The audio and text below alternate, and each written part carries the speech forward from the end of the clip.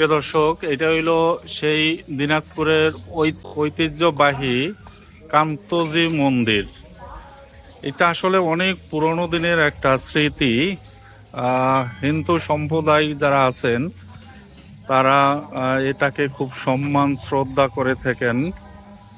আহ, আর বিল্ডিংটা দেখলেই হয়তো বুঝতে পারবেন যে এটা কত পুরনো।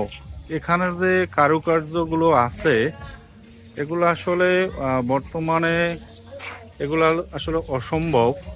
আর করতে পারলেও এগুলো আসলে লং টাইমের কাজ। এগুলো দেখলেই আপনারা হয়তো এটা বুঝতে পারবেন যে আসলে কতটা নিখুঁতভাবে কারুকার্যগুলো করা মন্দিরটা।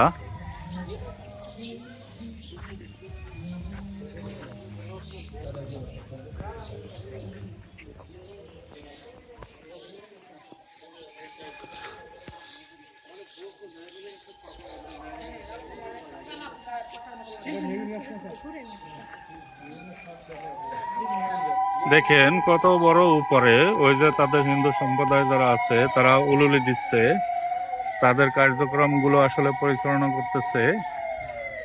আহ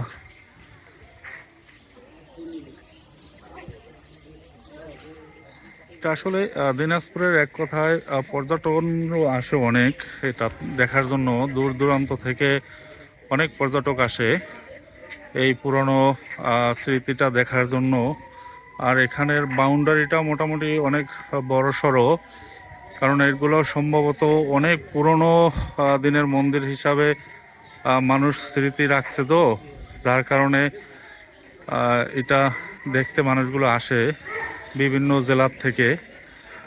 তো আমিও অবশ্য ঢাকা থেকে একটু দিনাজপুরের উদ্দেশ্যে আসছিলাম, সেই স্বার্থে আসলে আপনাদেরকে এই মন্দিরটা একটু দেখানোর চেষ্টা করতেছি। চারিপাশটা একদম উপর থেকে নিচ পর্যন্ত আপনার সেম কারুকার্য, নিখুঁতভাবে খোদাই করা কার্য। এটা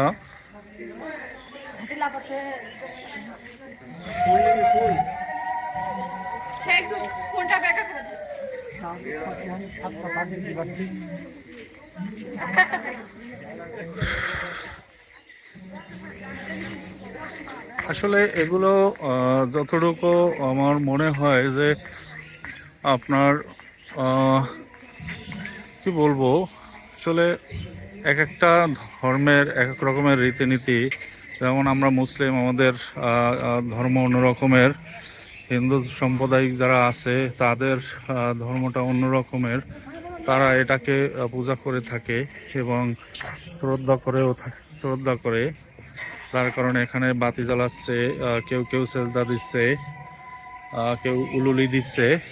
দেখেন এটা হলো ফ্রন্ট সাইডটা আসলে মোটামুটি দেখার মতো সুন্দর আছে। দেখেন একদম কারুকার্যগুলো অসাধারণ ভাবে নিখুঁতভাবে এটা সম্পাদন করছে। আসলে এটা দেখার জন্য মানুষ বিভিন্ন জায়গা থেকেই আসে, সেটা আমি কেন আপনারাও জানেন যে এই দিনাজপুরের এই মন্দিরটা দেখার জন্য আসে আর কি মানুষ। যাই হোক, সবাই ভালো থাকবেন। আল্লাহ হাফেজ।